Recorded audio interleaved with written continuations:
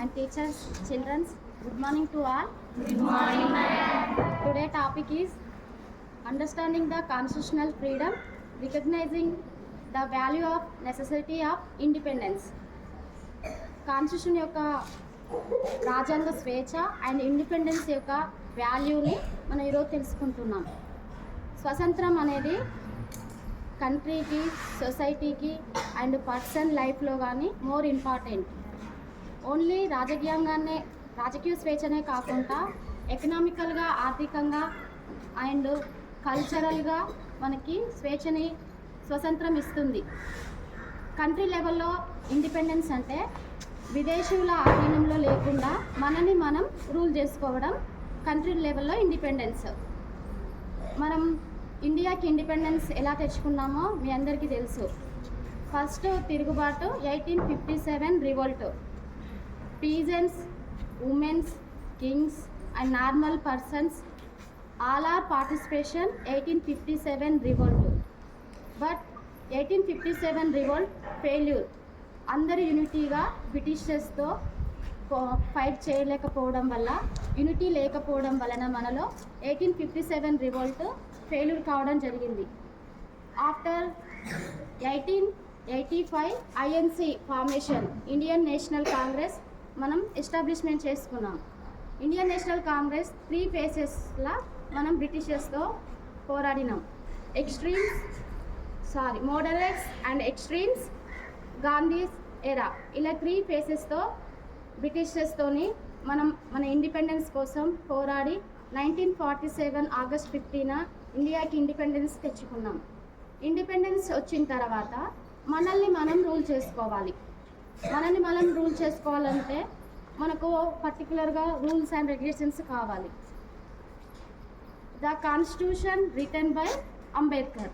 మనం కాన్స్టిట్యూషన్ని రిటర్న్ చేసుకున్నాం, అంబేద్కర్ రిటర్న్ చేశారు.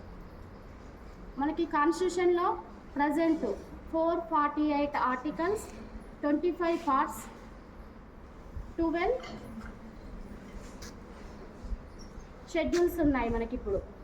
అయితే అందులో నేను మనకి హ్యూమన్ డెవలప్మెంట్కి మెయిన్గా యూజ్ అయ్యేటి ఫండమెంటల్ రైట్స్. మనకి మెయిన్లీగా fundamental rights 6. The third part of the Indian constitutional from 12 to 35 articles వరకు ఫండమెంటల్ రైట్స్ ఉండడం జరిగింది. మనకి 6 fundamental rights. First right to freedom, right to equality. First 14 to 18 right to equality గురించే చెప్తుంది. Before law in society, ఆపర్చునిటీస్లో all are equal, మనకి right to equality ఇస్తుంది. Right to freedom మనకి 19 నుంచి 22 వరకు రైట్ టు ఫ్రీడమ్ తెలియజేస్తుంది. అంటే మనకి మాట్లాడే స్వేచ్ఛ, మన భావ ప్రకటన చేసుకునే స్వేచ్ఛ, ఎక్కడైనా మీటింగ్ కండక్ట్ చేసుకోవచ్చు, యూనియన్స్గా ఫార్మేషన్ కావచ్చు, కంట్రీలో ఎక్కడైనా మనం నివసించడానికి అవకాశం ఇస్తుంది. ఫ్రీడమ్, ఇవన్నీ మనకి ఇచ్చిన freedoms. Next of all right to freedom of right to against the exploitation and 23 and 24 articles. మనం ఒక వర్క్ చేసినప్పుడు కరెక్ట్ వేతనం వచ్చేలా చూస్తుంది right to exploitation. Next right to freedom of religion 25 to 28 articles చెప్తుంది మనకి ఇండియాలో ఎనీ రిలీజియన్ని కూడా మనం ఫాలో అవ్వచ్చు. Hindu religion and Christianity, Muslim, any రిలీజియన్ని కూడా మనం ఫాలో అయ్యే రైట్స్ మనకి ఇవ్వడం జరిగింది. Next of all right to education and culture 29 and 30 articles చెప్తుంది. మైనార్టీగా and language and religion based minorities peoples వారి యొక్క religion based education institutions establish చేసుకొని రన్ చేసుకునే ఫ్రీడమ్ మనకి కాన్స్టిట్యూషనల్ ఇవ్వడం జరిగింది. And 6 fundamental right to constitutional remedies. ఈ 5 ఫండమెంటల్ రైట్స్ ఏవైతే మనకి అందకపోతే ఈ 6 ఫండమెంటల్ రైట్తోని మనం సుప్రీంకోర్టు ఆర్ హైకోర్టుకి వెళ్ళి మన ఫండమెంటల్ రైట్స్ మనం పొందేలా హక్కు మనకి ఉంది.